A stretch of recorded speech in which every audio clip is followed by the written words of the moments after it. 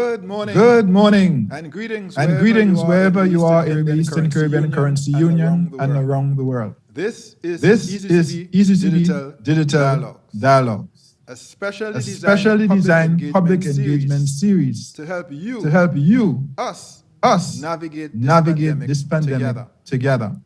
Exactly 1 year ago, the World Health Organization declared COVID-19 outbreak a pandemic. Yes, I know. It seems like a lifetime. But that was exactly to the day 1 year ago. Much has transpired in the last year, and we are still going through the throes of this pandemic. I merely at this juncture wish to celebrate the people of the Caribbean for your resilience in the face of this very difficult challenge. And I especially wish to celebrate our women in the Caribbean who have been on the front line of the war that is this pandemic. Whether it is in respect of healthcare, hospitality, or home care. And so, coming on the heels of International Women's Day, I want to celebrate the women of the Caribbean and indeed the women around the world. This dialogue is in fact our 12th edition, and our topic today is pandemic and climate resilience. The backdrop for this dialogue is in fact the ongoing pandemic and the ongoing climate crisis. Yes, we in the region know only too well that the climate crisis is an existential threat, a matter of life and death for us. Lives and livelihoods are at stake. Recall in 2017, in the aftermath of the hurricanes of Irma and Maria, when the Caribbean community declared its ambition to make our region the first climate resilient zone in the world. So much has happened since then. Dominica, for example, has articulated a plan. Grenada has worked on trying to make St. George's a climate smart and resilient city. All of our countries are at this job. But the reality is, as we reflect 4 years on, in the context of the Paris Accord, for example, our region is woefully short of the required adaptation and mitigation to build climate resilience. Notwithstanding our very ambitious national determined contributions and the targets therein, we are behind. A simple example is in the area of renewable energy, where the ECCU, for example, has only about 10% of our energy mix in renewables. And some might say that's a bit generous, but 10% is the number that we have. So the question today is, how do we scale up renewable energy? And the focus of this dialogue is going to be on renewable energy and how it can fuel our recovery, build our resilience, and deliver transformation for the currency union. How do we scale up renewable energy? How do the public and private sectors and the non-profit sector work together on this ambitious agenda? And by the way, what are the opportunities from green and resilient growth for our youth? Well, these are some of the questions that we hope to address in the course of our discussion today. We have an excellent panel lined up for you. I'll introduce them shortly. But before I do that, a few housekeeping announcements.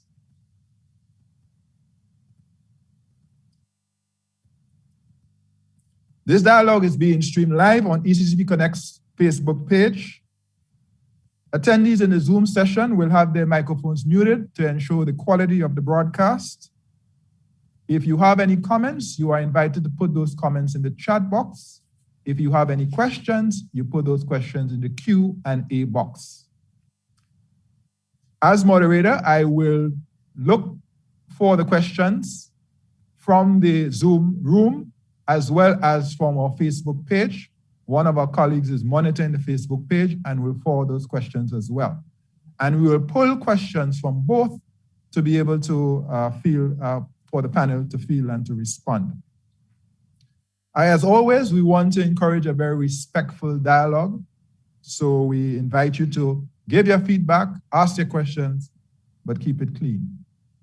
The recording of this dialogue will be on our ECCB Connects Facebook page, as well as on our YouTube channel, which is also called ECCB Connects, for your viewing pleasure after this event.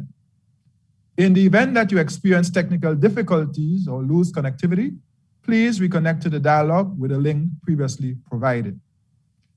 As we did the last time, we will open the audience poll from now to allow early voting, real-time voting. So if you have to leave before the end, you can cast your votes. And of course, at any time during the dialogue, you'll be able to respond to the questions posed. To assist you with that, as usual, we go to our Mentimeter. It's www.menti.com,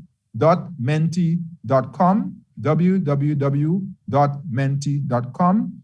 And the code today is 1571-8357. The code today is 1571-8357. If you're regular, you know how it works. If you're new, you got to put it into your page, www.menti.com, and then the code 157-18357. One more time, 157-18357. That's the access number for you to get into the questions and the online poll today.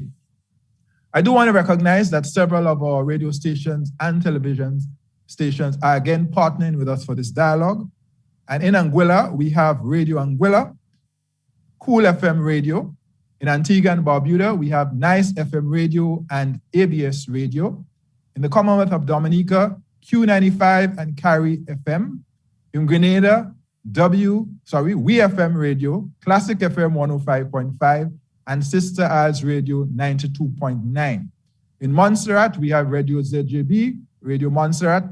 In St. Christopher and Nevis, Win FM, Vaughan Radio, Freedom FM, and ZIZ Television. In St. Lucia, we have Rhythm FM and WVent 93.5, 94.7 FM. And in St. Vincent and the Grenadines, NBS Radio, WeFM Radio, and Nice Radio. For rebroadcast in Anguilla, Class FM Radio would be on Thursday. This is today at 8 p.m. So that's today at 8 p.m., Class FM in Anguilla. In the Commonwealth of Dominica, DBS Radio on Tuesday, the 16th of March at 9:30 p.m. And in St. Christopher and Nevis, Freedom FM Radio, Thursday, 11 March, which is today at 1:30 p.m. So Freedom in St. Kitts will be 1:30 p.m. today. So I want to thank all of our broadcast partners who have joined us again for this very important dialogue. And I do want to express congratulations to ZIZ Radio and Television, which is celebrating its 60th anniversary of broadcasting. Kudos to you at ZIZ. So with that, I'd now like to introduce our panel. If you're joining us for the first time, this is ECCB Digital Dialogues, and today our focus is on pandemic and climate resilience. We have a wonderful team lined up, and I'm so grateful that they've made the time to be able to assist us today. I'd like to start with Dr. James Fletcher, a former minister in the government of St. Lucia. His portfolios included climate, energy, science and technology, among others. Dr. Fletcher is very well known in our region and elsewhere. He played a pivotal role in the work of our region in the lead up to the Paris Accord in 2015. A lot of work. And those of you who recall the slogan, 1.5 to stay alive. Dr. Fletcher, good morning and welcome to you. Thank you, Governor. Good morning. Great to be here and thanks for inviting me, and I'm looking forward to today's session. Great. Thank you. And of course, the bios are on our Facebook page. So I'm only giving you a little sample. You can get much more on the bios of our panelists from our Facebook page. Next, I'd like to introduce Ms. Stephanie Gill. Ms. Gill is a practice manager for Latin America and the Caribbean at the World Bank. She leads work on energy and extractives in the global practice. She is the lead on energy sector engagement, regulatory reforms, disruptive technologies, new financing architecture, among others. Mrs. Gill is a Spanish and French national, an energy specialist who brings private sector experience. She worked with one of the big utilities in France, EDF, and of course, she brings significant experience to the role. And Ms. Gill, Stephanie, welcome. Thank you very much, Governor, and it is a pleasure to be joining this digital dialogue together with my distinguished fellow panelists, Dr. Fletcher and Mr. Gumbs. Thank you so much. I'm looking forward to the discussion. Very, very good. And Stephanie told me a little earlier that the last time she traveled was actually in February last year to St. Kitts. And since then, she has been hunkered down, well, for a long time in her basement in DC. We look forward to the day when she will emerge and we will see her again in person. But thanks again for joining us. Really happy to have you on board. And then we have our very own, in a sense. Of course, Dr. Fletcher is also very own. David Gumbs, who is originally from Anguilla. David is actually at the Rocky Mountain Institute, which is a non-profit that works on essentially delivering or helping to deliver a zero carbon world. A zero carbon world. At Rocky Mountain Institute, David is the lead or the principal for Africa, Islands, and the Southeast Asia program. He specializes in building resiliency and reducing energy costs through renewable energy microgrids. Before joining RMI, Rocky Mountain Institute, he was in his own business, private sector. And before that, and many of you will be familiar with that role, he was the CEO of Anguilla Electricity Company, ANGLEC. David, Mr. Gumbs, welcome. Thank you so much, Governor. It's a pleasure to be here this morning. I have this very timely and very applicable discussion to the Eastern Caribbean nations, and I'm happy. Very, very good. Part of the panel. Very good. Thank you very much. And as always, we not only have experts, but we have a gender balance. If you notice our dialogues, we try to have that as well. And I'm very grateful to the panelists. So without any further ado, let's get to the questions. For those of you who join us for the first time, the dialogue has 3 segments. The first is the moderator will pose direct questions to the panel. Second is where we check in on the audience poll. And the third and final segment is the Q&A, where we actually pull the questions and we get responses. So let's move to our panel and to the questions. Segment 1. In 2019, the ECCU fuel import bill was $1.2 billion.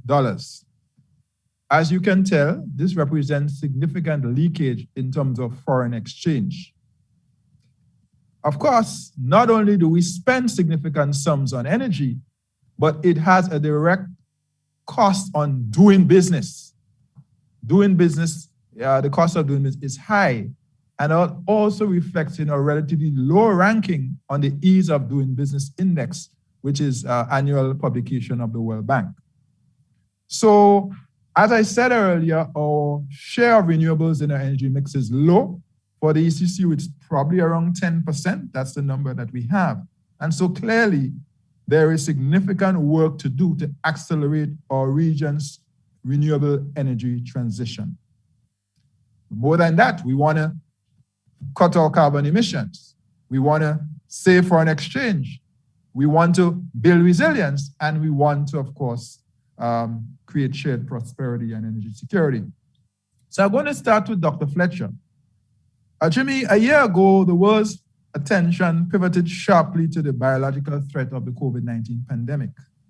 Since then, it seemed that climate emergency that was confronting us has somewhat faded in light of the pressures of the pandemic. So I'd like to ask you to bring us back to the still urgent and existential threat that is climate change, and ask you, what is this 1.5 to stay alive? That famous mantra or slogan that you led so well in 2015. And why is it important for our region at this time to focus on this issue of climate resilience? Dr. Fletcher. Thank you, Governor, for that question. And before I start, I'd just like to say that, like Stephanie, the last time I traveled was to the Growth and Resilience Forum in St. Kitts last year. So we have that in common. Well, maybe the best way to answer that question, Governor, is to look at that nexus of COVID-19 and climate change. It's not one that readily people think of, but last year, because of COVID-19, you had these unprecedented global shutdowns. Every economy of the world, starting with China, which is the largest emitter of carbon dioxide globally, and every other major economy, the United States, all the European countries, the United Kingdom, Canada, they all shut down in order to curb the spread of this virus. As a result, you had something happening last year that was historic. Global carbon emissions fell by 7% last year. That's quite significant. That's the equivalent of 2.6 gigatons of carbon dioxide not getting into the atmosphere. 2.6 gigatons that would normally be emitted as a result of the industrial processes taking place around the world. You would think then that because 2.6 gigatons of carbon dioxide did not get into the atmosphere, and we know carbon dioxide is one of the major greenhouse gases, together with methane that you get from livestock and nitrous oxide that you get from landfills and also from fertilizer use, that maybe this relentless warming of our planet would have abated last year, but it wasn't. 2020 was actually tied with 2016 for the hottest year on record. So despite this 7% drop in greenhouse gas emissions, we still had our planet increasing, the temperature of our planet increasing by almost 1 degree Celsius. So when we speak of 1.5 degrees Celsius, we're actually saying that, and the science has proven this, there was a report that was commissioned by the Intergovernmental Panel on Climate Change that we asked for in 2015 when we adopted the Paris Agreement. We said that there needed to be rigorous, robust scientific data to prove why 1.5 was such an important threshold for small island developing states.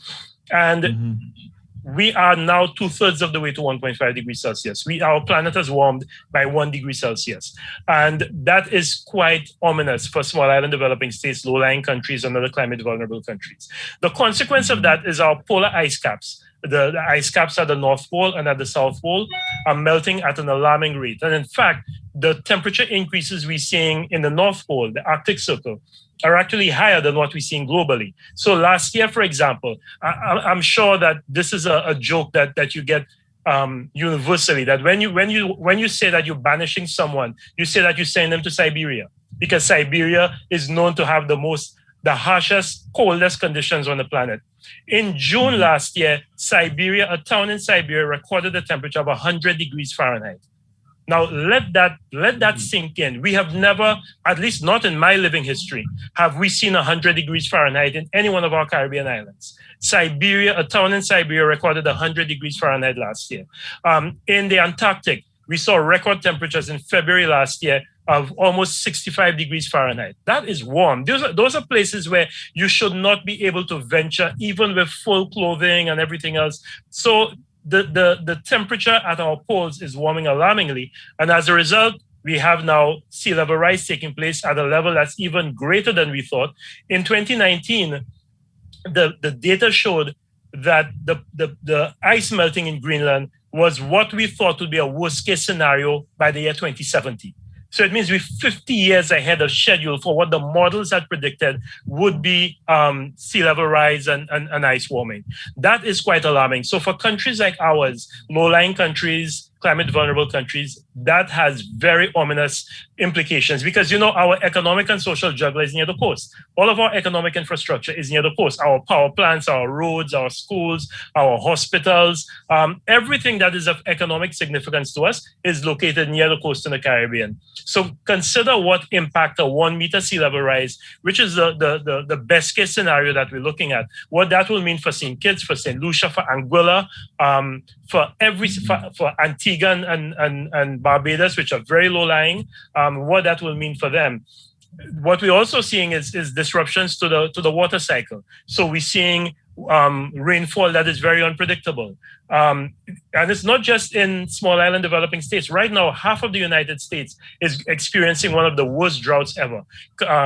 Nevada, Utah, New Mexico, all of them are right now in the throes of a very severe drought. So climate change is not just something that small island developing states are at the forefront of. The entire world is experiencing climate change. Warmer ocean and land temperatures. Warmer ocean temperatures means more devastating hurricanes, stronger hurricanes. So what we saw in 2017 with Irma and Maria will now become more commonplace. Hurricanes moving from a Cat 1 to a Cat 5 in 24 hours. Ocean acidification, our oceans absorbing more carbon dioxide and now getting more acidic. And they actually found that in the Pacific Ocean is getting so acidic now that the shells of some Dungeness crabs are actually starting to dissolve because you need more alkaline conditions, less acidic conditions for calcification of a lot of your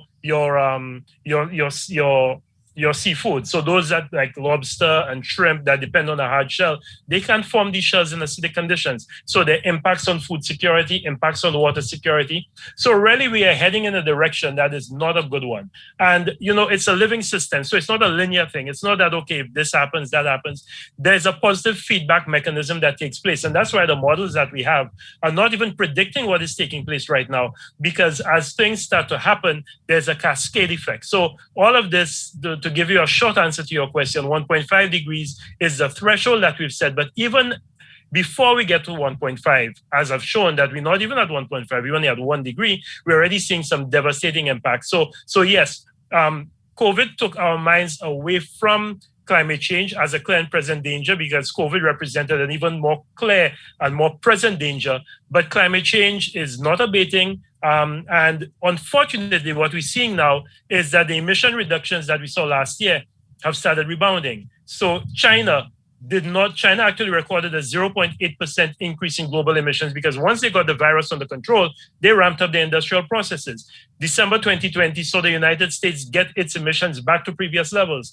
And that's why this dialogue is so important, that we cannot go back to business as usual. We have to now go on a new development trajectory that is low carbon. Otherwise, yes, we may deal with COVID, we may have the vaccines going and get to some level of health normalcy. But what will happen is that this climate crisis will spiral very quickly out of control. So we must now move to a low carbon development pathway, which is what I hope that, I'm sure that we will discuss during this dialogue. Right. Dr. Fletcher, I really thank you for that. That was a great overview and introduction, a reminder of the situation and this crisis. And of course, I will merely add that we're being told that as a result of the climate crisis, we might actually be seeing more pandemics. So if we think this is bad, beware. So thanks for that. Very sobering indeed. Which leads me to ask Ms. Gill. Stephanie, now that Dr. Fletcher has made the environmental case for building climate resilience, speak to us, if you will, about the economic arguments for a green agenda in the Caribbean and around the world. Thank you very much, Governor. And I have to say that from my perspective, the climate impact should be sufficient on their own. The economic arguments simply add to the common sense of what should be really proceeding forwards. And I think given that globally, energy either as a fuel for electricity generation or as a fuel for transport is a key contribution to global greenhouse gas emissions, it really brings into perspective the need to move to a clean energy transition very quickly. The economic crisis, I think, carries specific significance, I think, in the context of the Caribbean. We see that, I was looking back at some of the numbers, the economic crisis for the Caribbean countries have brought a contraction in GDP of about 9.8% for 2020.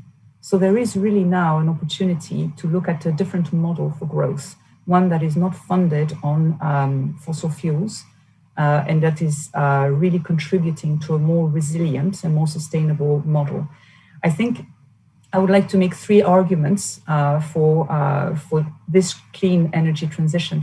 The first one is, I think, very, very obvious, and it is the fact that, as you've laid out, Governor, in your introductory remark, investments in renewable energy and in other forms of clean energy, such as energy efficiency to reduce consumption through clean cooling, reduce the cost of electricity, and reduce electricity bills. Currently, as you laid out, most of the electricity is generated from fossil fuels, from imported fossil fuels. What this means is that electricity tariffs in the region are 3 to 4 times higher than, for instance, that of the United States. We're looking at tariffs in the range of 30 to 40 cents per kilowatt hour. And in the United States, where I'm living at the moment, so it is in the range, it's broadly 10. Let's make exception for exceptional events such as what we witnessed in Texas a few weeks ago. Right. But we have overall tariffs, that electricity tariffs that are 3 to 4 times more expensive than in the United States because of this import of fossil fuels. And on the other hand, we have nations that have a wealth of potential for renewable energy that is proven. Our colleagues, for instance, from the Rocky Mountain Institute, I'm aware, have been involved in identifying such potential in solar, in wind, in geothermal. There are many resources that are available locally. And the cost of developing such resources have fallen drastically over the past 2 decades, to the point that we can see that, for instance, for solar energy, admittedly at utility scale, we're reaching very low single-digit cents per kilowatt hour, so about 1/10 of the tariff that we're observing currently in many of the Caribbean countries. If I give another example, in 2019 and 2020, Hawaii secured some solar plants with battery storage at a cost of 9 cents per kilowatt hour, again to contrast with a 30 to 40 cents per kilowatt hour tariff. So the technologies are maturing, and they can bring this strong reduction in cost. And this, as you headlined yourself, is particularly critical in the context of affordability and also of better competitiveness of the economy. So I think this is a first simple cost-based argument. A second argument, which I think you already highlighted, Governor, which goes beyond this affordability competitiveness component, is the fact that we're looking currently at a very strong bill of imported fossil fuels, which weigh on the trade balance of the countries, which weigh on the foreign exchange reserves that are required. And you can imagine that it would, of course, also be a very substantial positive impact on the economy of the region if the trade balance could be rebalanced, avoiding the need for such large imports of fossil fuels, and if also the cost of carrying foreign exchange reserves could be reduced accordingly. And I think if you think of some of the technologies, there's a very positive impact if we think of, for instance, the development of electric mobility. Electric mobility, where your electricity is generated from the same fossil fuel that you're currently using for your car, doesn't really make a lot of sense. But once you start shifting towards renewable energy for electricity production, then it makes sense to power your car with electricity as well. And the third and final point that I would like to make on the economic arguments, and it's again consistent with this shift of the economy, is the very high potential for local job creation that would arise from shifting to a greener growth model, a more sustainable, more resilient growth model founded on renewable energy and energy efficiency. 2 data points that I would like to quote. So a recent study by Joseph Stiglitz, the Economic Nobel laureate, showed that green investment has some of the higher economic multiplier effects on the economy. So it really makes a good sense to invest in clean energy. And the second study from a think tank in Canada that also highlighted that $1 million invested in energy efficiency can create 30 to 40 net new local jobs in an economy, while reducing your electricity bill, reducing the need for fossil fuel imports. So I think, again, I would like to reiterate that to me, the message of the climate impact and the reduction of emissions is key. It should be the critical driver. In addition, it also makes strong economic sense to shift to a green, renewable energy, energy efficiency recovery model for resilience and for sustainable growth. Thank you. Yes, thank you. Thank you very much, Stephanie, for those economic arguments so well and clearly laid out and illustrated. Just to say that for the ECCU, our contraction last year was 14%, 1-4. So it's even higher than the average of 9% for the region. And that, of course, is directly tied to our tourism dependence. I think the other point, key takeaway, is the possibility of jobs. And you mentioned that a while ago in this transition. And that's very important given the high unemployment rate in some parts of our region, especially among our youth. So perhaps we pick that up again as we go. So thank you, Stephanie. Let me now turn to David Gumbs. And David, you know, you've been listening to your colleagues, and I suppose the question is, how do we accelerate the energy transition to reduce emissions and to create the resilience that we need? In the past, some Caribbean countries have attempted to develop renewable energies, energy sources, I should say, but there have been some challenges. Speak, if you will, to some of these initiatives and some of the issues that have arisen with past efforts at renewable energy development. Thank you, Governor, and thanks for the great, excellent points that my colleagues have made. I think they've covered a host of points, from the economics of this to the environmental impact that this will have. You know, at RMI tries to be the sort of lever to help catalyze the transition to renewable energy or zero carbon operating environment. And I think the pathway to get there has been rough and rugged over the years.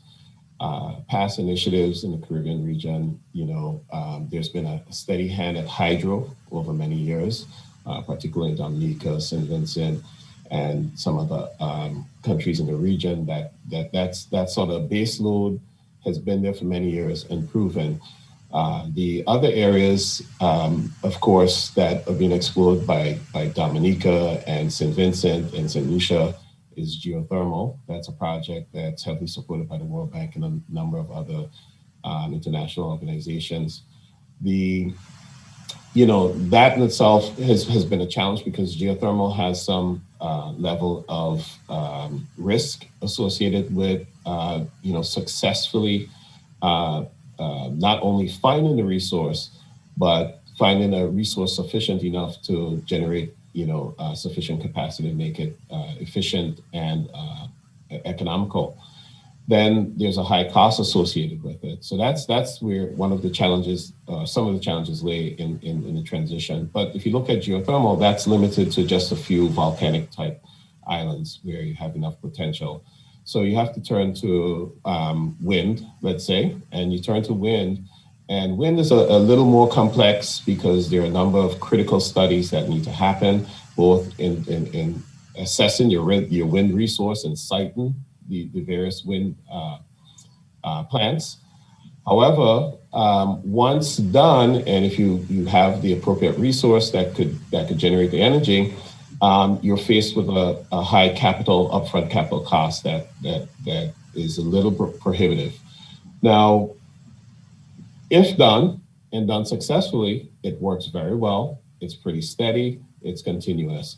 However, in the Caribbean region, we do have a risk of hurricane impact that we have to mitigate by design and sort of design of the plant and design of your location.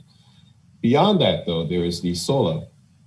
The potential with solar has been one that has been challenged in the past, but I must say today it's a pretty straightforward and more simplistic look at the transition.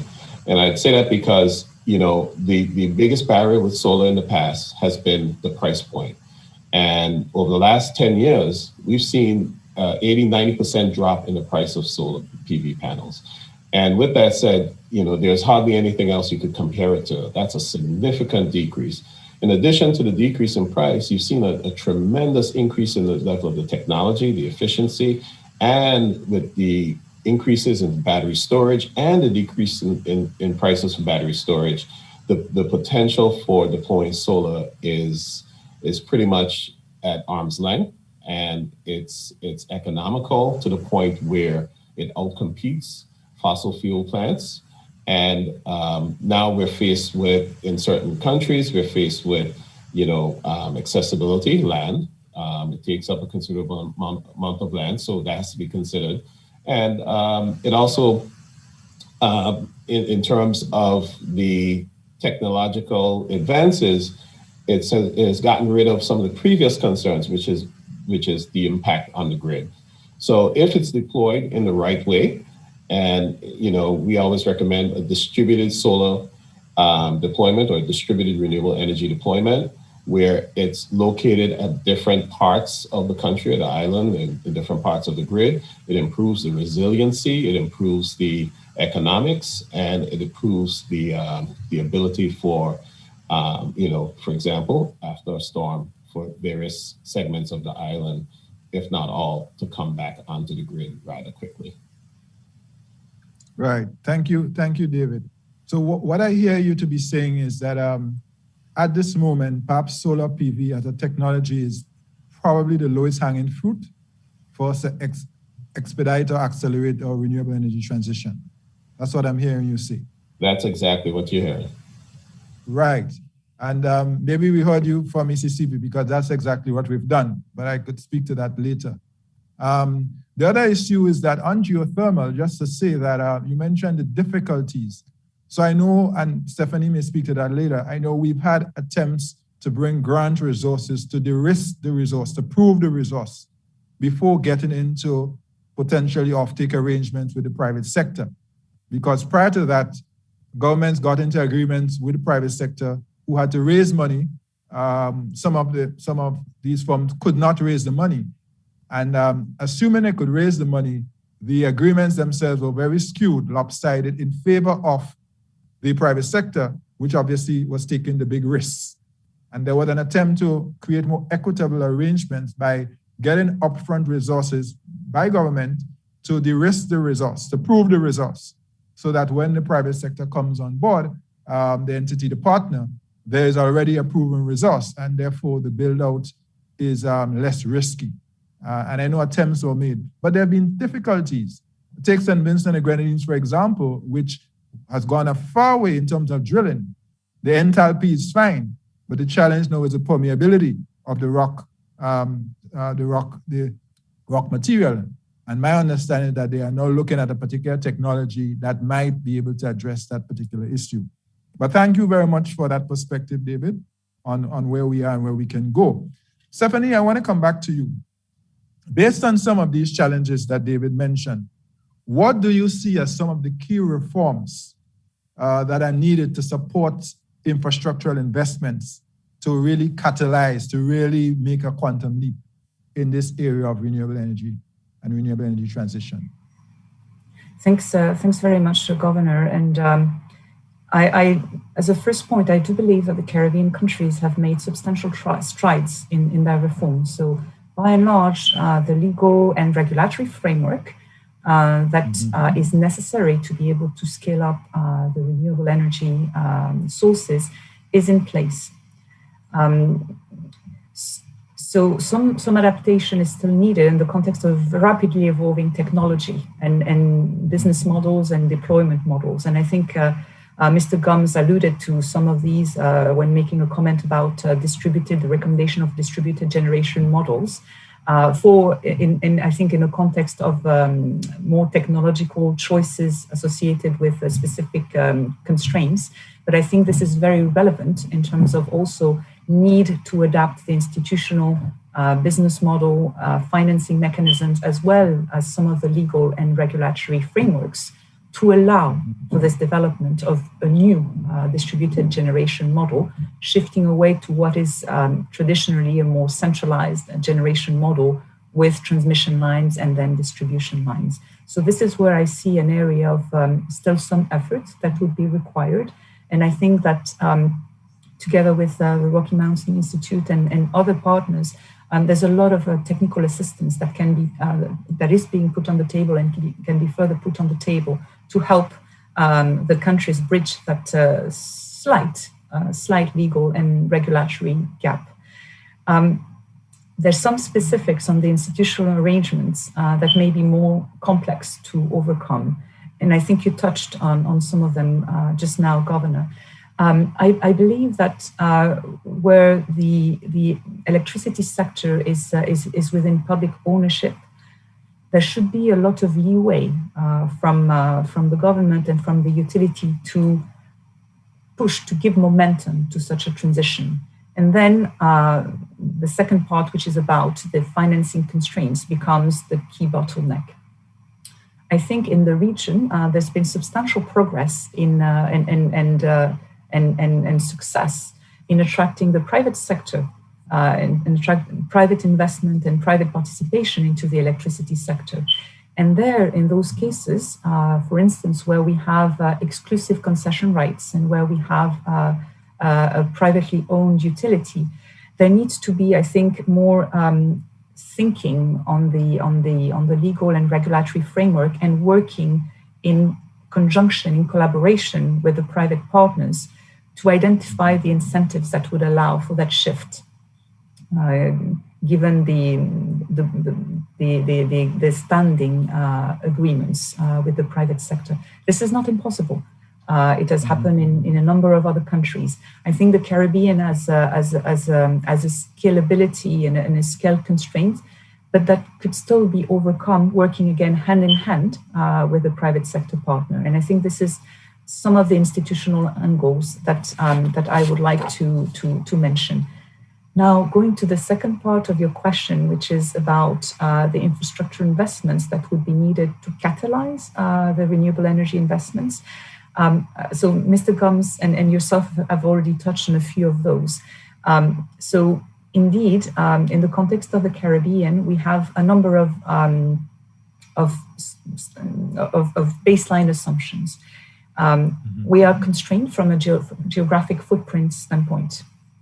So we cannot afford to have the large, say, concentrated solar plants that we're seeing in places such as Morocco or Chile, simply because we don't have a desert in the middle of our land that we can rely on. Right. So this is one. Another aspect is, of course, the weather. And so I think it's, as hinted to by Mr. Gumbs, I think it's an excellent technological development that now we can install solar PV that can withstand Category 5 hurricanes. This was not the case 10 years ago. This is a very positive development. And then, so in addition to the resources, so we have some specifics. The region is endowed with large geothermal resources. This is an unprecedented opportunity, but of course it comes with its own share of risk. So when we think of the investments that would be required, I fully agree with maximizing the base load, the geothermal resources that could be accessed. And in respect of this, I fully agree with the need to tap into grant funding, into deeply concessional financing for the de-risking part of the geothermal investment, the exploratory drilling. And as you mentioned, Governor, the World Bank is involved in such financing. For instance, in St. Lucia and in Dominica, the intent is simply what you described, to de-risk the resource, so that when the private sector comes in and looks at the economic potential, the few technical constraints that may remain, they're able to put on the table a proposal for a plant at a cost that remains affordable. That is the most competitive, and that there's sufficient bidders coming in because the data is there. So the de-risking through wind speed measurement campaigns, generally we simply need to install a few anemometers for a duration of 1 year. This is something that can be financed, the collection of data to assess the wind resource. The geothermal, which is a little riskier in nature, there's several climate funds that are available to do this. And I think the World Bank is very, very happy to continue this effort in helping access those grants. And on the subject of then the distributed business model for instance, solar energy and or wind energy, this is also an effort that would require investments in the grid, but those are well known now, installation of storage at certain points and also adaptation of the operation of the system, of the operation of the network. All those are very well known now. We're benefiting from essentially the lessons learned and the mistakes made by other nations as they moved to those models. And I think there's a lot that we can learn so that we can advance more quickly in the Caribbean countries. Thank you. Thank you, Stephanie. David, before I ask the panelists for a comment in the final question, let me just go back to something about grid stability. So I recall 10 years ago, the discussion was, for solar PV, for example, there's a limit to how much the grid can take on.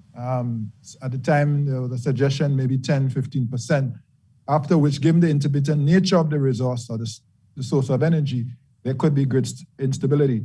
What is the latest thinking on that? Because you seem to suggest that it has evolved. Where are we on this question of grid stability and solar PV? Yeah, I think in today's climate, it's a non-issue. Not that there wouldn't be some necessary grid upgrades, but there wouldn't be the substantial upgrades you would have anticipated or needed back some days ago. There was just a limit to how much could be renewable or irregular frequency energy could be put back onto the grid at certain points. So as Mrs. Gill mentioned, with battery technology, you can basically send back clean, stable, renewable energy to the grid from any point, so from any source. Now, depending on the capacity, you may have to upgrade the grid at that particular point or build some transmission lines, depending on the size of the project. But I think, beyond the battery technology that enables that stabilizes that return in energy, you can have it set up in various different ways. So you can set up the generation at multiple points. It's a little more expensive the more points you have, but at multiple points, it reduces the amount of energy coming in at each point. Secondly, you can have essentially, microgrids that can be managed and monitored from a central point. So right now we have a centralized power station. The future of the grid is going to be where you have many different entry points for energy, and you're going to have systems, and there exist systems today that can manage that energy efficiently and effectively to dispatch it from the source to the end user, whether it's a prosumer, consumer, and all the new terminologies that will go with the smart grid of the future. Right. Could we say a word on this issue of pricing, net billing, net metering? Because to create incentives for people to invest in self-generation, we have to have a clear regulatory framework that includes at what price you're going to, the utility is going to purchase it from, assuming that you propose to sell to the grid. Any views on that? So that in itself has come a long way. The discussion 10 years ago, was about net billing and a number of different mechanisms that could be used to both incentivize it and make it fair and equitable for all the players, all the stakeholders. That has come a long way in the sense that it's so easy for a consumer to invest in their own generation plan. And naturally, if that's done without the right regulatory mechanisms, that could be something that could lead to challenges for the average consumer or the low-income consumer who cannot invest in their own plant and facilities. So that is still something we have to manage and make sure that the transition happens in a very equitable way. However, there is so much more opportunity and potential to involve persons in the renewable energy transition. And I think this plays out specifically for the Caribbean region and particularly for the ECCU. When you have the challenge of financing, raising the capital to invest in plants, you have the challenge of, scale, where we're a lot of small countries, and one investment in a nationwide initiative, whether it's 4 megawatts, 5 megawatts. I know Sinkits just did a 35 megawatt plant, so kudos to Sinkits for doing that. It really is about scale, so you can get the best pricing. I think some of the potential that exists in our region is that we have people who are highly interested in participating and investing in the transition, but they may not be able to do so on an individual plant-by-plant basis. So I may not be able to spend $15,000 or $20,000 to put a PV system on my roof. However, I can participate in community solar or other initiatives whether it's through the development of a corporation and we all participate in investing in that, I think if we can raise $1,000 per person or per family or per household, that gives us an incredible momentum to overcome the financial barriers that we typically face with renewable energy transition, participating with utilities who will do their own investment, and maybe other developers or private investors who may come in through a power purchase agreement to sell electricity at an agreed upon rate to the utility. There's so many ways to actually go after this today. I think what we have to do is create the environment that nurtures and encourages sort of the creativity that comes along with it, both in the financial sector and in the energy sector. They go hand in hand. So we can put in all the regulatory requirements on the energy side. Net billing is not a popular course of action, but there are many countries that do feed-in tariffs where they set a specific rate to cover the cost of generation, where the utility would pay a very specific fixed rate for every kilowatt they receive from one of these plants. That in turn incentivizes people, and I think that rate can be set at a level right now where it's actually beneficial for all parties. And basically they make a return on the investment within 5 years. That's the household. The utility makes a return on that because they avoid buying and purchasing expensive diesel or fuel. And at the same time, the country benefits because you don't have this export of its GDP. The balance of payments come more in tune, which you started out with the Eastern Caribbean states, I think spending roughly $500 million on 1.2 billion. 1.2 billion on fuel. Oil imports. Oil imports, between the generation side, which probably accounts for half of that, and then the transportation side, which accounts for maybe the second half of that. I think, there's so much that could happen to really drive the economics of a renewable energy transition. And I probably don't have enough time to drill down and go deep into how, we sort of envision this happening. But the structures are there, the solutions are there. Right now, it's about packaging that, making sure everyone understands the risk associated with, de-risking it, setting up the enabling environment, both the finance and the energy side, and sort of building a culture where we're changing the entire system to basically modernize it and bring it into a smart grid, multiple energy points, production points, and making it lower cost and more resilient, which is a very important factor in our region. If I can just add one piece to that, Governor. Yes, I was going to ask you to comment now, actually. Go ahead. Thanks. I think there are a couple of things that a couple of missing pieces. In many of our countries, you still have outdated electricity supply acts that govern the management of electricity generation, transmission, and distribution. So, for example, in St. Lucia, although we were able to have an amendment to the Electricity Supply Act, I think in late 2015, that allowed for generation from renewable sources, many countries still have these electricity supply acts that give the incumbent utility company, be it Vinlec, Lucilec, Grenlec in Grenada, a long-term monopoly on the generation, transmission, and distribution of electricity. So, for example, in St. Lucia, Lucilec's monopoly ends in 2045. That's 24 years from now. So that has to be changed. We really must have some level of reform, legislative reform, to allow for this new era of renewable energy to really take root and not to be governed by the dictates of the utility company. Because right now, the utility company is the one that is setting the pace, or at least managing or regulating the pace at which a lot of this renewable energy uptake can take place. So, for example, in St. Lucia, although we were able to have a National Utilities Regulatory Commission, which is another thing that is missing in many of our jurisdictions, you don't have that arm's length regulation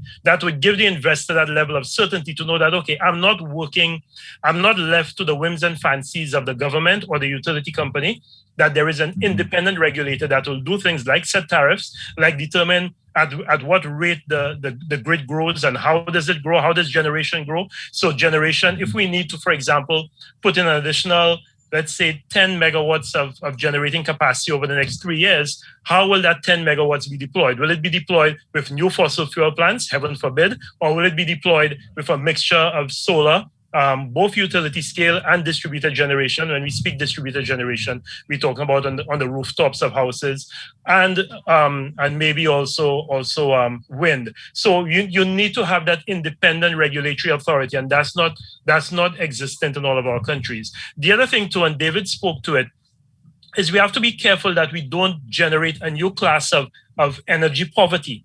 Because the people who can afford to put in distributed generation, who can afford to put in rooftop solar, are the people who can already afford to pay for their electricity bill. To spend $40,000 to put in solar panels on your roof. First of all, you must have a roof that can accommodate that can hold up $40,000 worth of solar panels. You must have a panel within your house. You must have a wiring system within your house that will allow that to take place. And the average working class person in the Caribbean can't afford it. So we have to be careful that in this transition to energy, we don't create a new class of energy poor, where the people who are benefiting from this transition to energy are the ones really who, I don't want to say least need the benefit, but the ones who really need the benefit are the poor people who paying their energy bill is a massive portion of the income that they bring in. So we have to find somewhere. And I think when David spoke of community solar projects, I think that's a good way of approaching it. If we can have, let's say, a microgrid in a poor area, where we can say to the people of this area that 150 households in this area, we will zero your bill, so you will not have to worry about your electricity bill for the next 100 years. Then I think that will go a long way. And the other point I wanted to make on this very encouraging drop in solar PV pricing and battery storage pricing, to the point where, as Stephanie pointed out, you're now getting 10 cents per kilowatt hour for solar PV and battery. We have to watch what that means for geothermal, because the upfront costs of geothermal are quite expensive, and geothermal is also risky, as St. Vincent and the Grenadines found out that even if you have the enthalpy, as you said, permeability might be an issue. In St. Lucia, the corrosiveness of the environment is also an issue, because we have a very acidic environment in St. Lucia that requires an adaptation of the technology that's being used. So if it is that solar PV continues to drop, will it get to the point where, if we can get the land and we have battery storage that can now make solar transition from being intermittent, where you only can use solar when there's sunshine, to the point where you now have battery storage and you could dispatch this solar 24/7, does it get to the point where geothermal now is not an attractive proposition? Because you'd be hard-pressed to get geothermal to come in at 10 cents per kilowatt hour. The good thing about geothermal is that geothermal is base load, so you get geothermal all day long. So I think there's some calculations that we have to look at, and we have to ensure that we don't get left behind pursuing one technology where another technology has become so much more attractive that you ask yourself, why should I be spending $100 million in trying to get this geothermal drilling right? Whereas for that price, assuming I can get the land space, both from distributed generation and from utility scale solar, that I can get, and battery storage, I can get a much cheaper price point for solar. Right. Thank you. Very, very pertinent points. Stephanie, yes. In fact, you will have the last word in this segment. So come in now.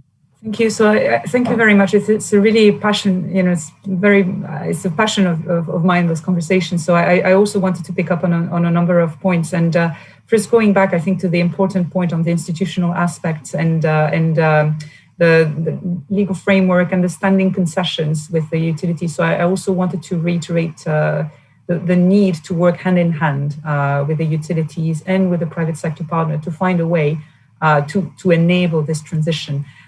This is, in my view, one of the main reasons why, despite the potential, despite the reduction of costs, the progress in delivering on the ground further renewable energy sources has been slow. So there clearly is a bridge to cross and more incentives to put in place to allow for this transition, working again hand in hand with the utilities and with the private sector.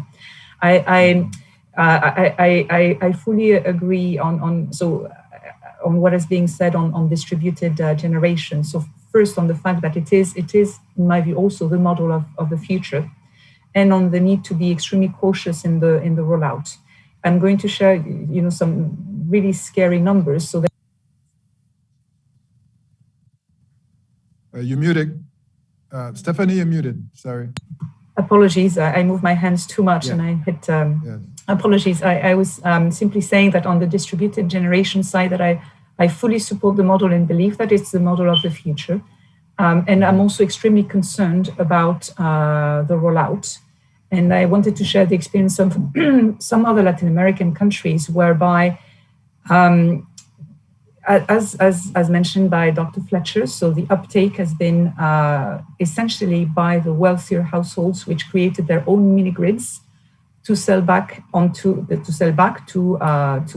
distribution companies, and this has resulted in a regressive cross subsidy from the average ratepayer of electricity, and including the poorest, towards the wealthiest, the two top deciles, the wealthiest 20% of the households in Brazil, to be specific.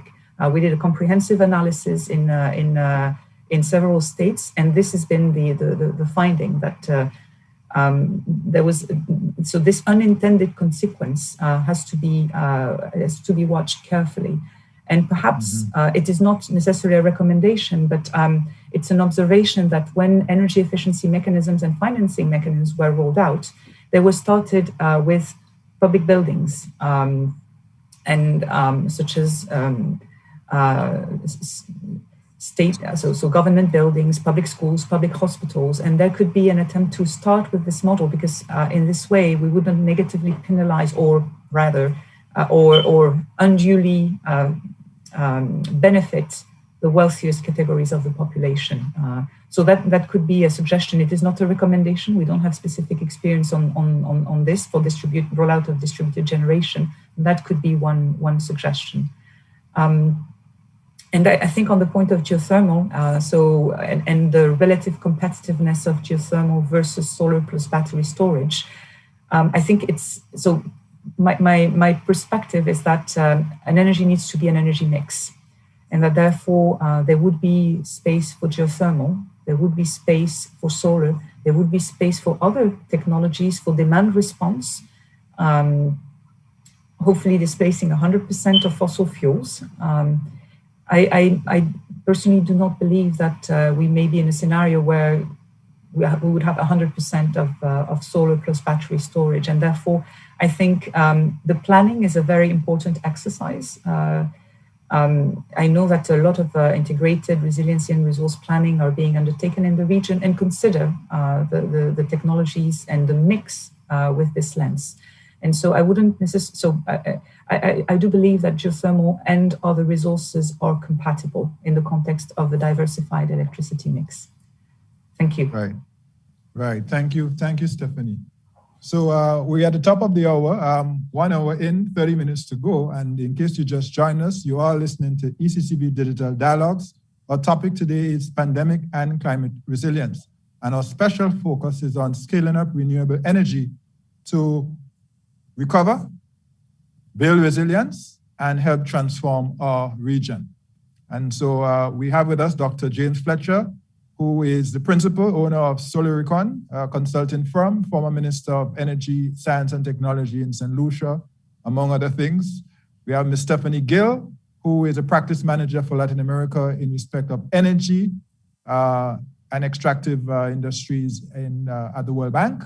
And we have Mr. David Gumbs, who is that principal at Rocky Mountain Institute, deals with islands, Africa, Southeast Asia, and is a former CEO of Anguilla Electricity Company. Those are our panelists, and I am yours truly, Timothy Antoine, Governor, ECCB. At this moment, we're going to park. Thank you very much, panelists. This is the end of segment 1.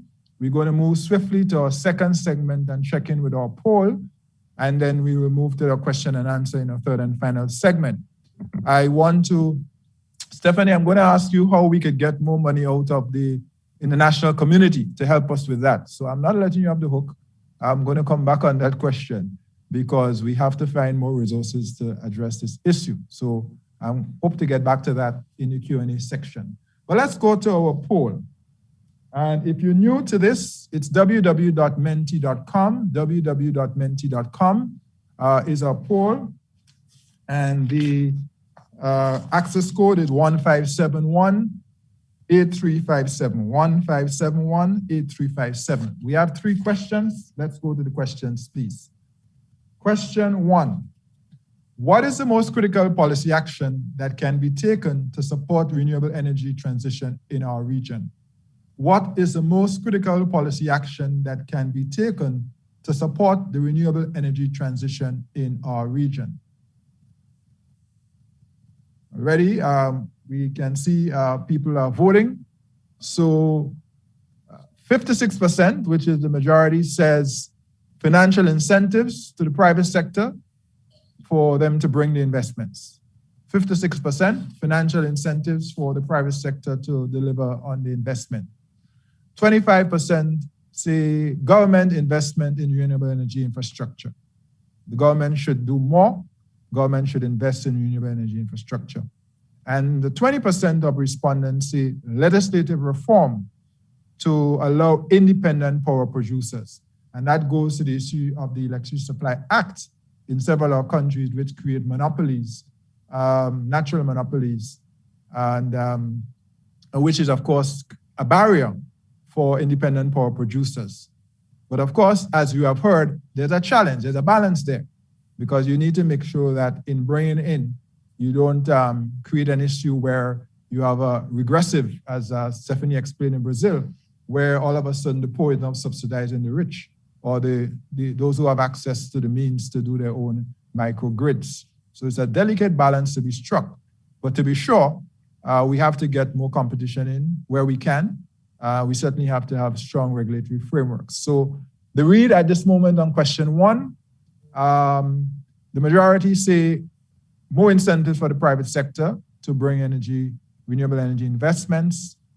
Just about 30% of you now say legislative support from governments for independent power producers. 25% say government should invest in renewable energy infrastructure. That's question 1. Thank you very much. The poll will remain open. Let's move to question 2. Question 2 says, what renewable energy source or resource do you think holds the greatest potential for development in our region? What renewable energy resource do you think holds the greatest potential for development in our region? So this is ECCU specific. And the respondents so far, 84%, 85% say solar PV. So there's a very strong statement being made here by respondents. Of all the renewable energy resources at our disposal, 86% say it is solar PV. That's our dominant or principal source. 10% say geothermal. 3% say biomass. And 3% say wind. We didn't offer hydro there, but of course there are a couple countries, as was mentioned earlier, Dominica and St. Vincent and Grenadines, that offer hydro. Although with low rainfall these days, hydro becomes a little more problematic than it used to be. So, second question, what renewable energy resource do you think holds the greatest potential for development in our region? And 87% of you say solar PV. That is the lowest hanging fruit. That's where we should invest heavily. Of course, not only, 11% say geothermal, 3% say biomass, 3% say wind. Thank you very much. The poll remains open, so you can keep responding. Question 3, please. Question 3. What would be your greatest motivation? What would be your greatest motivation for transitioning to renewable energy? What would be your greatest motivation for transitioning to renewable energy? So far, 73% of respondents say energy cost savings. I want to cut my energy bill. Energy cost savings. 27% says improving the environment. lowering our carbon footprint or emissions. And, well, 0% actually says energy. Well, no, 2% says energy security. So the question is, what is your greatest motivation for wanting to move to renewable energy? And no surprise, 70% of respondents at this moment say to lower our energy bill, the cost of energy. And of course, we know this, not just at the household level, but at the level of the private sector, at business, where the cost of doing business, inclusive of energy, is high. 25% thereabouts say to help the environment. So we are conscious, we want to lower emissions, but the driving reason is an economic reason. And that's not surprising in this part of the world, as in many parts of the world, actually. And then there's the issue of energy security. So that's it, the 3 questions. You can continue to go to the poll. And when I come back into the Q&A in a minute, if the panelists wish to react to any of these poll results, they can do that. But I want to thank you for participating in our audience poll. And now we move to the 3rd and final segment, or Q&A, question and answer. Question and answer. If you're just joining us, you are listening to ECCB Digital Dialogues. Our topic today is pandemic and climate resilience, and our special focus is on scaling up renewable energy to help us recover, build resilience, and transform our region. Now to the questions. So the first question that I see on screen says, as part of a broader recycling program to reduce the amount of waste going into landfills, would there be much scope for biomass as a source of energy production in our region? How feasible is biomass for the islands or countries of the ECCU? Who would like to take this one? Can take a stab at it. I think this one is an interesting question. Biomass is very viable, and it is a practical solution for the region. One of the things that we do have to worry about in the region is that I've seen a recent study about a couple of years ago that suggests that per capita, we do have a high heavy carbon footprint in the region on a per capita basis. Of course, in the grand scheme of things, we're 0.002 or something like that of global emissions. But we're a high tourism sector. Tourism brings a lot of imports and a lot of product, and we do know that we import a lot of product in this region. I think one of the things that we do have to be concerned about is, where does that product go? I am very knowledgeable about specific islands that do have a challenge today in where they put those products or the waste. And, although they're different, when you say biomass, you have different solutions out there. But if we focus on the waste to energy solutions, that is a viable solution. I don't think it applies to every country. And there are a lot of challenges that has to be mitigated in that sector of energy production. However, it is a practical and very necessary solution for certain countries, because these are things you can't export, and it will cost you so much more to export. You can convert a lot of the waste into energy. So the islands that are challenged with a waste, that do have a waste challenge, where they have landfills that are overfilled and are causing disruption to health and pollution, in the sense that there are fires that are, they're catching on fire every so often. I think to implement an effective waste management solution, I think energy must be one of those considerations. Yeah, I'd like to add to that, Governor. When I was the Minister of Energy, we actually did a waste study, because waste to energy was an issue that was very important for us. We had 2 landfills, one that was very close to the end of its life cycle, and another one that was not too far away from its life cycle. And St. Lucia doesn't have very many areas that are just jumping at you and saying, convert me into a landfill. So you can't continue just decommissioning and commissioning new landfills ad infinitum. So it's important that you find some waste to energy solution.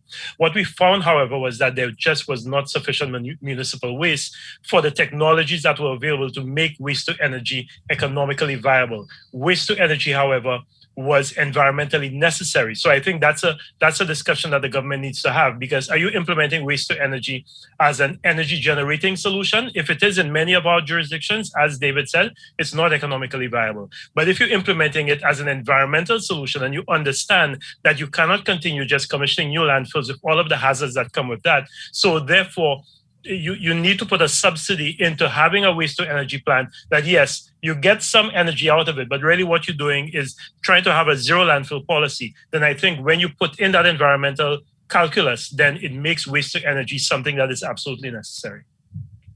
Right. I fully agree with you on that, because the cost of expanding landfills or building new landfills is astronomical. I mean, if you see the cost of building a cell, it's crazy. So there has to be a way to reduce our waste, as you pointed out, perhaps managing the waste energy differently. So thanks for that feedback. Let's move to some more questions. Basic question, is renewable energy reliable? Who wants to take that? Is renewable energy reliable? I think from all of us, that would be a resounding yes. It's proven. There's so many different technologies. We talked about the potential for solar, wind, and geothermal. It's very viable and it's happening. And it's something that, irregardless of how we feel about it, this is something that is happening naturally, because when it becomes less expensive, it just happens. And there's going to become a point, for example, what's happening in the auto industry. A lot of the automakers are saying we're going to solely produce electric vehicles starting in 2025 and 2030 and so forth. So there's a natural progression that happens in any industry, and it will happen in this industry also. Right. Thank you. So let me just add, and I'm going to answer one question. I just saw a question saying, what's the role of ECCB in this? So I will tell you two things. First of all, I can attest, we can give a testimonial about the reliability of renewable energy. The ECCB invested just about 1 megawatt in energy, solar PV, and we're now generating about 60% of our energy needs. And that is without storage, which is we're going to come to in due course. Our ambition as a central bank is to ensure that our campus is carbon neutral by 2022. So we put that out in our strategic plan, and we are working towards that. We've made 2 investments, which is essentially solar canopies over our car parks. That has allowed us to get to 60%. And then we plan to do a couple other things. And we are now doing the EE stuff. So normally you start with EE, but we knew EE could not deliver that ambition. So we went big, bold, early. We're now doing the EE stuff, the energy efficient things inside the buildings with our LED and our air conditioning and so on. That will probably get us hopefully to 80%, and then the storage will probably take us to 100. That's the general plan, the quick outline. What is the role of ECCB? Very simple. 1, advocacy. And so we use our platform, we use our voice. I use my voice in this office to articulate, advocate for our region around the world in terms of bringing resources to support us with building resilience, both on the adaptation side and the resilient and the mitigation side. Secondly, moral example. And that's why we made the investment. It's good for our bottom line, yes. We save, for example, $1.2 million now on our electricity bill as a result. It's good for the environment. But very importantly, it empowers us to make the argument wherever we go, to call out large emitters of greenhouse gases. If small islands like the ECCU, if a small central bank like the ECCB can make this example, make this investment, you should do more. Shame on you, you must do more. And so what is the role of ECCB? Advocacy, but also example, moral authority. Use our platform to do that. And what we want to see is a scaling up. So we've done it on the campus, but we want now to see it scaling up in our member countries. And that's the subject of this particular dialogue today. So I just answered that question as well. Let's go back to the Q&A box. What do we have?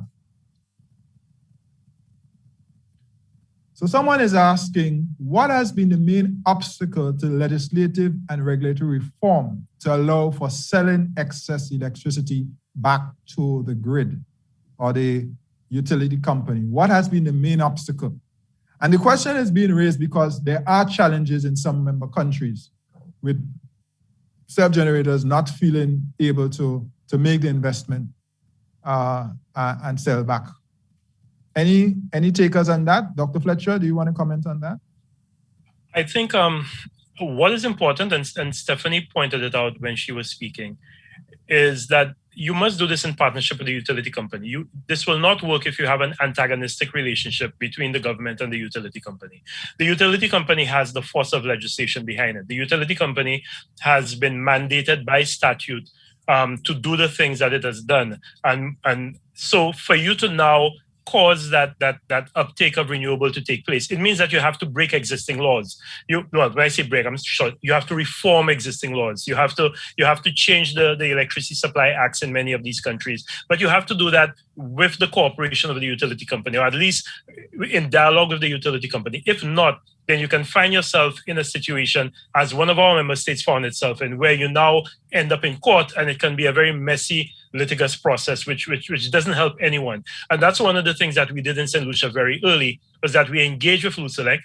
Some people felt that we shouldn't have, that we should have gone full steam ahead and told LUCELEC what it is that we plan on doing. But we felt that we would not get anywhere that way, that the utility company had to see some benefit for itself in this. And we also brought on, Rocky Mountain Institute, and before that, the Carbon War Room, to work with the utility company so that they could now develop a new business case, so they could see how they could now profit in a new environment, because you don't want to throw out the baby with the bathwater. In all of our countries, we have utility companies. Many of them are owned by, if not by the government, are owned basically by the country, operated by, managed by citizens of the country. Those profits come back to the country. So you don't want to dismantle your utility companies, but you want them to understand that they must now operate in a new environment. So I think working with the utility company, but also having government will. The government must see this as something that is important for it to do. And that has not always been the case in some of our jurisdictions. So there is a combination of government will to do it, but also working with the utility company to get it done. And that's why I want to go back to the first question. I know many people said that financial incentives to the private sector are the most important, and I agree with them. But up to a point, in St. Lucia, for example, we have a private sector, particularly our hotel sector, that is chomping at the bits to put on solar PV panels on their hotels, because their utility bills are high. The problem is, under the existing legislation, they can put on no more than 25 kilowatts of solar panels. Now, for a medium to a large hotel, a 25 kilowatt solar panel installation does nothing. It's a drop in the bucket. So it really is not worth it for them. So I think the legislation and the incentives must go hand in hand, because if you're not going to allow me to generate at a level that will allow me to bring down my utility costs to something where I can see some benefit, then why invest in a 25 kilowatt facility for my roof? So that's why, the legislation is important, government will is important, but working with the utility companies, because if the utility company digs its heels in and says we're not doing anything because we have been mandated by statute to do what we've done, then you're in for a tough battle. Yeah, that's a real issue in many of our countries. You mentioned several. I haven't cited Grenada, but obviously I'm familiar with that example there. A utility company under Electricity Supply Act, monopoly until 2080, I believe, 2080. And of course, many of you would have heard of the recent repurchase by the government of Grenada of the utility company after, I guess, 26 years or whatever of that arrangement. Still meant that they had another 54 years left on that monopoly. It's a difficult one. You want to collaborate where you can. If there's goodwill on both sides, that's the ideal way to go. If not, it gets very difficult, litigious, and expensive. By the end of the day, the governments also have to play a role, as you said, in moving forward with the agenda. I recall as PS Energy, wanted to put some solar panels on some rural households in a part of Grenada, and had to get permission to do that. Those are grants, but had to get permission. The government had to go and beg for permission to do that. It's not a comfortable situation for the state either. You want to be able to lower the cost, because all of our governments see this barrier to business and investment, that is a high cost of energy. Stephanie alluded to it at the top, 40% US cents per kilowatt hour.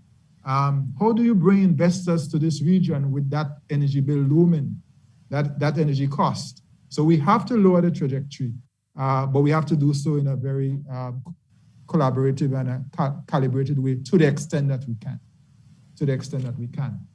Well, we're almost out of time, and I want to return to the question, Stephanie. How do we get more out of the international community to help us bring the requisite resources for renewable energy? And then I'm going to ask each panelist for their final comments. Stephanie? Thank you, Governor. So I think there's a lot of interest from the financing community, from the donor community to support this energy transition in the Caribbean. If I take simply the example of the World Bank, which I think is illustrative, the commitments to the region for the IDA concessional resources have multiplied fourfold from our previous funding cycle to this funding cycle, looking at $500 million. There's a lot of willingness and a lot of cash available. I think also that this is amplified with the current refocus on the importance of climate change. And so what the difficulty, therefore, is more on how to access this capital that is available for the region. And the access to financing is a difficult nut to crack because of some of the elements that have been mentioned by Dr. Fletcher and by Mr. Gumbs, in particular the issue of scale. And we've touched on this both for the distributed generation model, and in addition to this discussion that we've had, therefore, on supporting the transition of the legal framework, implementing the necessary regulatory changes to allow for distributed generation. There's also this issue of accessing the large scale of financing that is available, both concessional and grant, to make it available for the investments. And there, talking of ECCB's leadership by example, I do think that there would be an interest in considering a regional approach to this scale up, to attract the private sector, to help them come in through some incentives, be it grant financing, concessional financing, guarantee instruments that could help materialize the scale up. We want to go beyond the very successful pilots that have been implemented in a large number of countries. Yes. And so I do believe that the financing is on the table and that it is really about the mechanism to access it. And perhaps taking a regional view and having a regional effort that doesn't need to have all of the countries joined together in the first place, but perhaps a subset that would take the lead and then allow for the replication, perhaps using the recipe of the CRIF, the Caribbean Catastrophe Risk Insurance Facility, which was very successful and could be perhaps seen as a model to replicate for, again, this purpose of accessing the capital that is there. Yes. Thank you. Yeah, very, very good. I'm glad you mentioned that. We should pursue that conversation.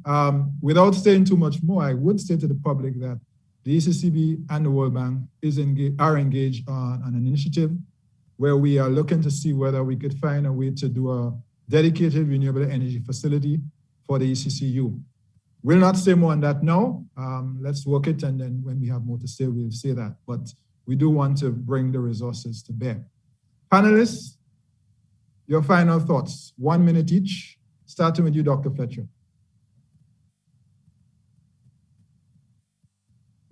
You're muted.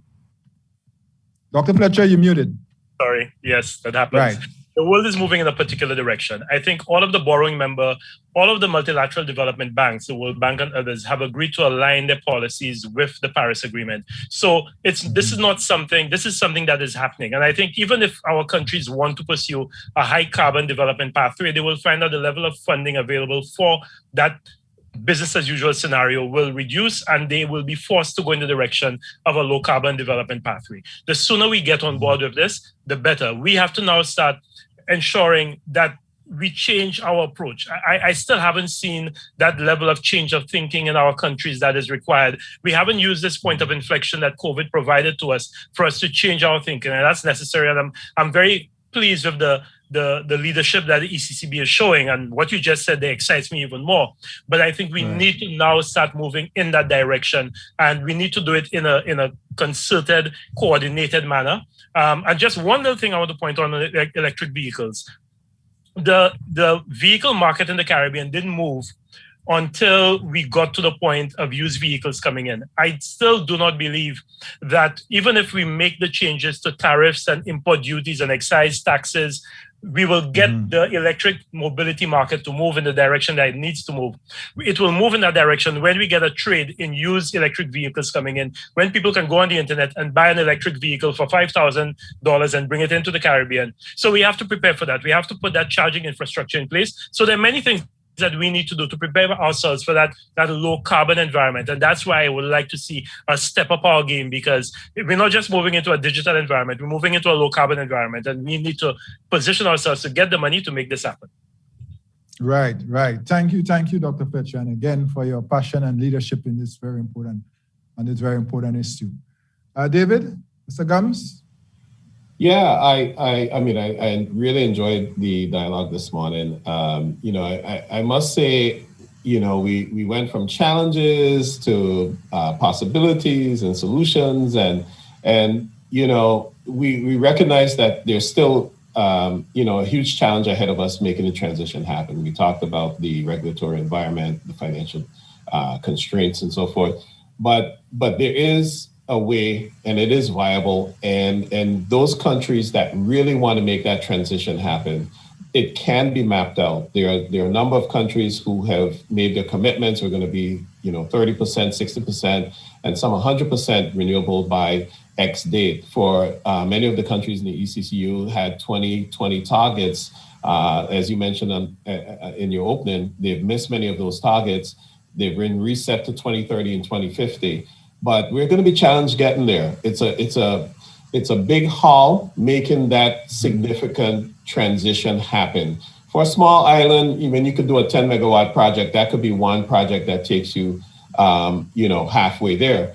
However, the land resource and the financial resource to make it happen is still a challenge. So there's going to be a combination of ways and things that need to happen to make it happen.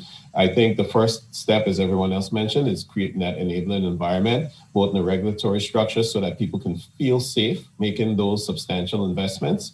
And I think we also, from a financial perspective, we not only need to bring additional resources to the table from the multilateral organizations, or some of Angola, for example, has a relationship with the UK, and some of the other islands have relationships with European countries and US countries that can draw on some of those resources.